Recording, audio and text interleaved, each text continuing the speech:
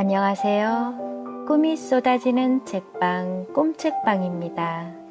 오늘은 산골 소녀의 이야기 1980년 초등학교 4학년 때 쓴 일기장을 펼쳤습니다. 산골 소녀와 함께 추억 속으로 들어가 보실까요? 일기가 마음에 드시면 구독, 좋아요, 알림 부탁드립니다. 제게 큰 힘이 된다는 것 잘 아시죠?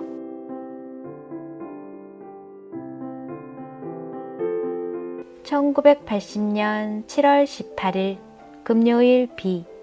제목 노래 부르기. 음악 시간이었다. 선생님께서 한 사람씩 나와서 이 노래 불러라 하셔서 2분단, 3분단이 부르고 나서 4분단 차례가 왔다. 선생님께서 합격, 불합격 하시는데 합격하면 제자리에 들어가고 불합격하면 앞에 서 있어야만 했다. 내가 할 차례였다. 가슴이 두근거린다. 그러나 억누르며 불렀다. 다 부르고 나니 가엾게도 불합격 하셨다. 엄숙히 낯을 푹 숙이고 있을 때 정교화랑 어린이 임원들 다 회의에 가거라 하셨다. 난 좋다 하고 공책과 연필을 들고 뛰어가 버렸다. 역시 저에게 노래 부르기는 어려운 과제입니다. 유난히도 노래 부르기에 자신이 없는데 수업 시간에 앞에 나와 노래를 부르라고 하면 가슴이 두근반 세근반 합니다. 이날도 예외가 아니었네요. 학창시절 한 번씩 수업 시간에 잠시 여유를 갖던 오락 시간이 기억나시나요? 주로 노래를 잘 부르는 친구들이 앞에 나와 노래를 불렀지요. 그런데 제가 고등학교 때 한문 선생님은 심심하면 저에게 노래를 시켰답니다. 잘 불러서가 아니라 못 부르는 게 더 재미있었나 봅니다. 그때마다 정말 난처했습니다. 그런 제가 안타까웠던지 친구 한 명이 한창 인기 가요였던 이선희의 제2에게를 열심히 가르쳐 주었답니다. 아무리 연습해도 타고난 음치를 별반 벗어날 순 없었지요. 저의 노래 실력은 여전했지만 가사에 빠져서 분위기를 잡고 정말 진지하게 불렀던 기억이 납니다. 그 뒤로 제2에게가 저의 18번 곡이 되었답니다. 1980년 7월 19일 토요일 맑음. 제목 철봉 넘기. 점심시간이었다. 점심을 먹고 정화와 철봉 연습하러 철봉 쪽으로 가니 철봉 밑에 물이 있었다. 그런데 4, 5, 6학년 철봉 있는 데는 물이 다 말라서 4학년 철봉을 붙들었다. 내가 정아야 우리 서로 올려주기 하련 응? 하니 그래 했다. 내가 처음에 한다 하며 철봉을 붙잡고 다리를 차 올렸다. 무릎에서 10cm가량 올랐을 때 정아가 올려주어서 잘 넘었다. 계속 정아와 교대로 하였다. 다 넘어갈 것 같아서 재미있는데 종이 울렸다. 땀을 흘리며 뛰어 들어갔다. 1980년 7월 20일 일요일 비. 제목 아버지의 야단. 점심 먹고 동생들과 놀러가서 텔레비전 웃으면 보기 와요를 좀 보고 놀다 왔다. 와서 조금 있다 보니 비가 왔다. 비가 와서 어머니와 아버지께서 돌아오셨다. 그때 영자와 진규가 싸워서 울고 짜고 했다. 아버지께서 보시고 영자에게 누나가 동생을 울린다고 야단하시더니 영자를 때렸다. 엄마가 영자를 상방에 데려다 놓으시니까 나한테 화풀이를 하셨다. 그 전에 있었던 조그마한 일까지 따졌다. 그러나 원망하지 않고 귀를 기울이고 듣고 있었다. 아버지께서 좀 덜 그러시는 것 같아서 말씀하신 대로 따랐다. 1980년 7월 21일 월요일 비. 제목 산수시험 치던 날. 산수시험 치는 날이다. 이 시험은 교장 교감 선생님께서 내신 문제 25문제이다. 이 시험에서 60점 미치면 방학 없이 계속 학교에 나와야 한다고 말씀들 하신다.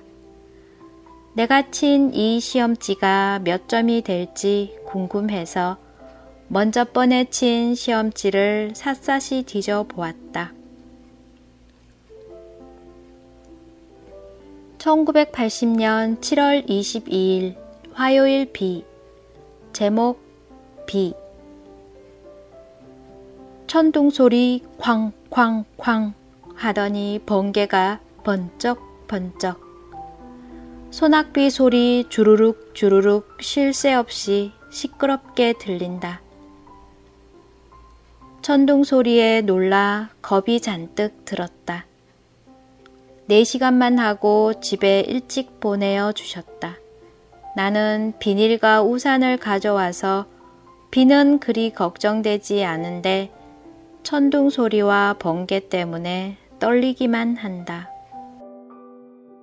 1980년 7월 23일 수요일 비. 제목 방학날. 즐거운 방학을 오늘 한다.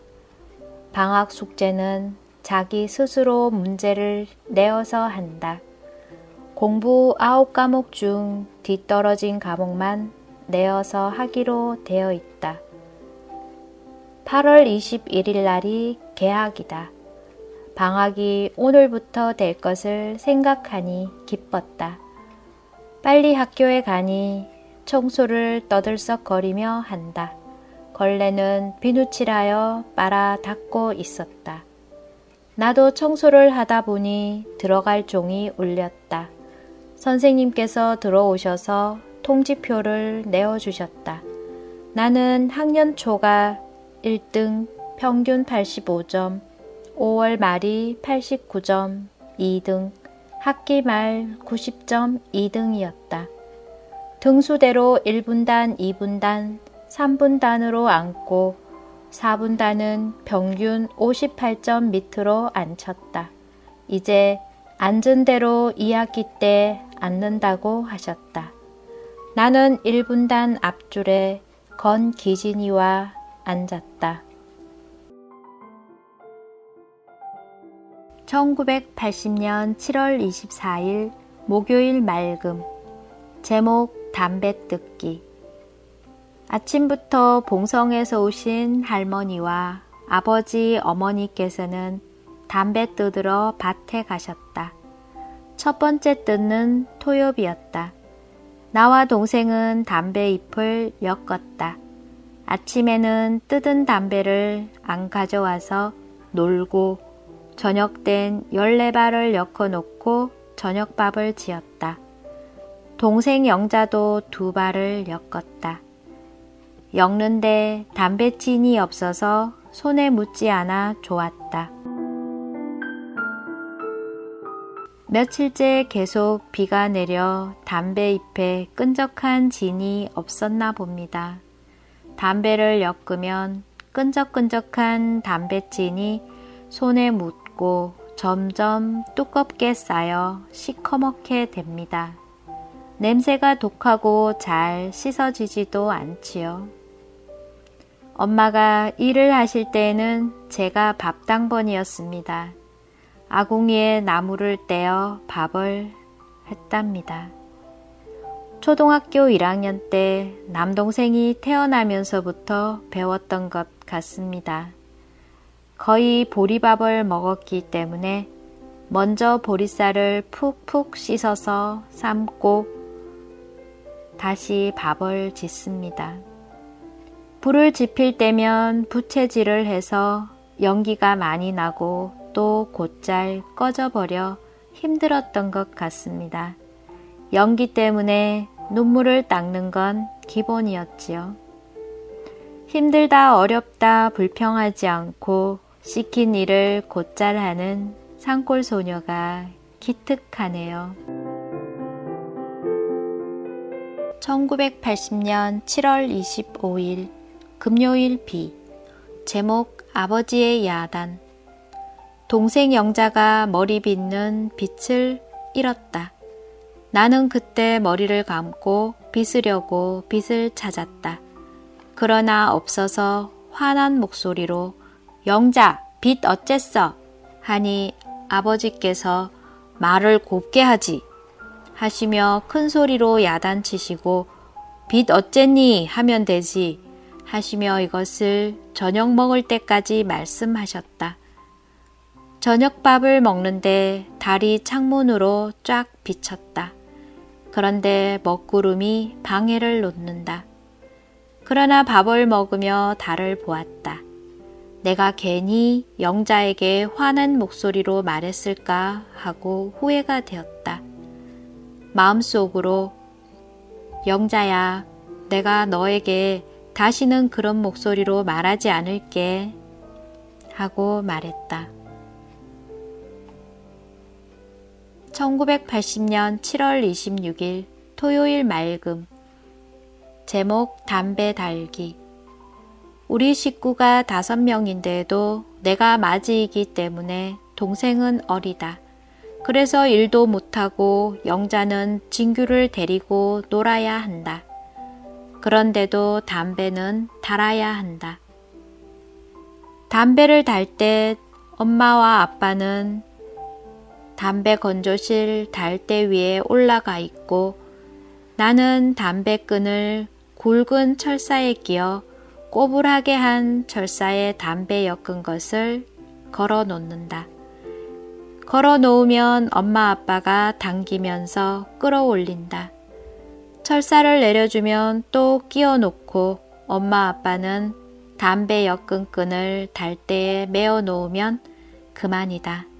그림으로 그리면 이렇다. 지금도 기억이 납니다. 키가 큰 어른들이 하면 별일도 아니지만 일손이 없으니 어린 나를 데리고 일하신다고 힘드셨습니다. 담뱃잎을 엮은 것은 많이 무겁습니다.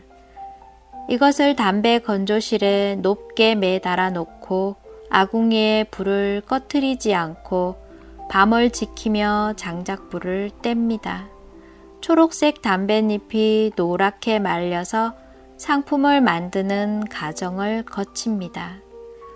먼저 건조실 높은 곳에 부모님이 올라가 계시고 제가 담배를 엮은 줄에 철사고리를 끼워 놓으면 두 분이 잡아당겨서 묶습니다.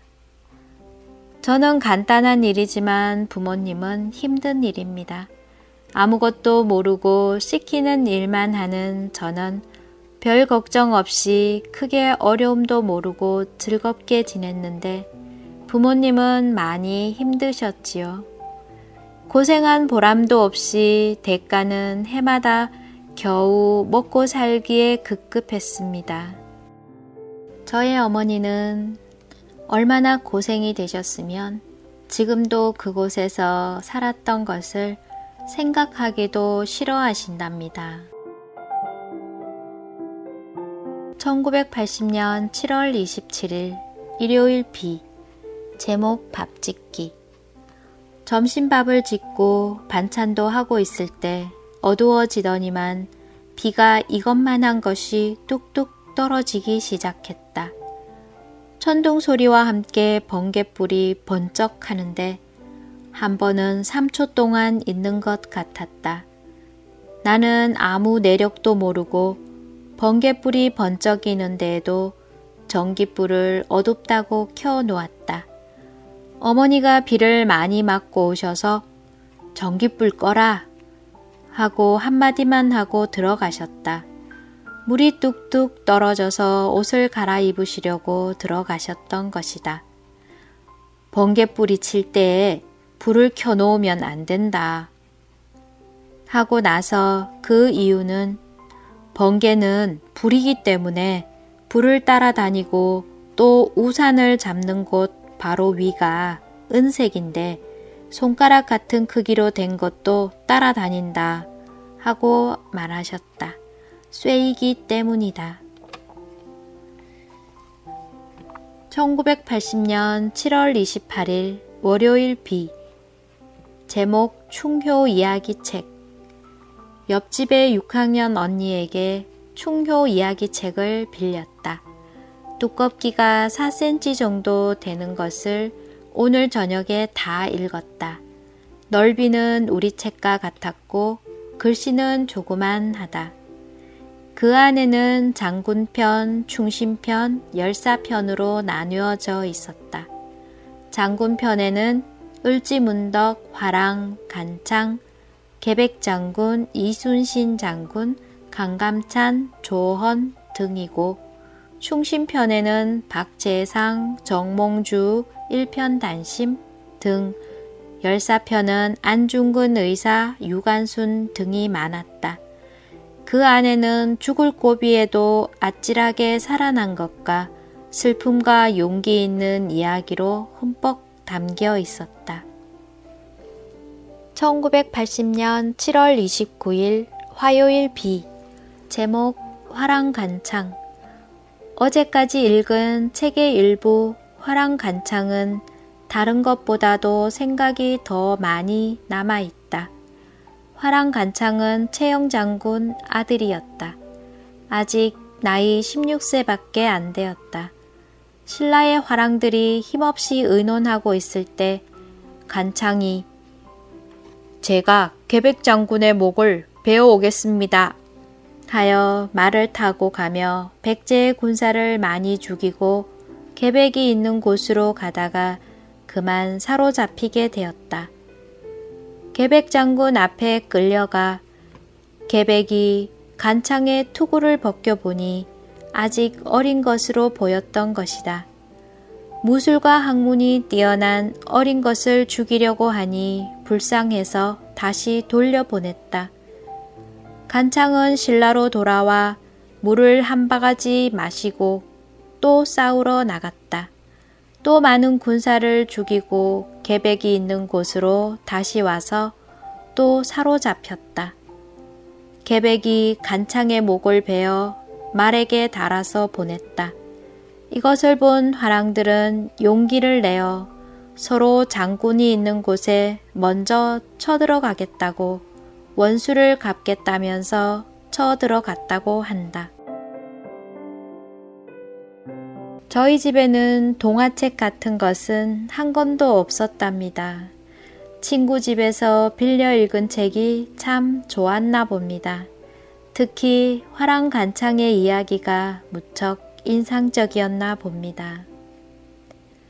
그 당시에 저는 교과서 외에 책이 있는 줄도 모르고 자랐습니다. 제가 교과서 외의 책은 4학년 때 담임 선생님께서 독후감을 쓰기 위해 구입하라고 해서 처음으로 산 책이 아문센의 북극 탐험기였답니다. 극한 상황에서도 목숨을 걸고 인내하고 탐험하는 내용의 책이 저의 첫 책이었지요. 1980년 7월 30일 수요일 비. 제목 장마. 장마가 진저름이 난다. 비가 계속 오고 햇빛 구경도 못하니 무척 마음이 침침한 것 같아 비가 싫어졌다. 뛰어나가 놀려고 해도 옷이 젖을까봐 못 나가고 옷에 진흙이 묻을까봐 못 나가고 방에만 들어앉아 있어야만 한다. 아버지께서 겨울 방학 때 공책 20권을 한 권에 45원씩 주고 40페이지까지 있는 것을 사다 놓으셔서 걱정 없이 1학기는 무사히 보내었다. 지금은 한 권밖에 남지 않았다. 1980년 7월 31일 목요일 맑음. 제목 따뜻한 햇볕. 아침 일찍 일어나 창문을 활짝 열었다. 햇님이 벙글벙글 웃으며 따뜻하게 내리쬐어 주었다. 햇볕을 그동안 못 보았다고 한 달 못 본 것 같이 생각되어 몸이 가벼워지며 기쁨이 가득 찼다. 보는 사람마다 가벼운 발걸음으로 사뿐사뿐 걸어가고 있다. 그동안 못 보았다고 이렇게 기쁜데 어떤 나라에는 추운 나라인데 한 달은 밤만 계속된다는데 어떻게 살고 있는지 모르겠다. 내가 이 자유대한 금수강산에 태어난 것이 더욱 자랑스러웠다. 진저름이 난다고 하는 장마가 끝나고 햇볕이 참으로 반가웠던 모양입니다. 자유대한 금강산에 태어난 것이 자랑스럽다는 말까지 나오고요. 아버지께서 미리 노트를 많이 사다 주시고 자상하셨네요. 제가 공부하는 것에 별 관심이 없는 줄 알았는데 그게 아니었다는 것을 깨닫게 되었습니다. 아직 동생이 학교에 다니지 않던 때라 학생이 저 혼자였는데 노트를 40권이나 한참에 사주신 아버지의 마음이 생각납니다.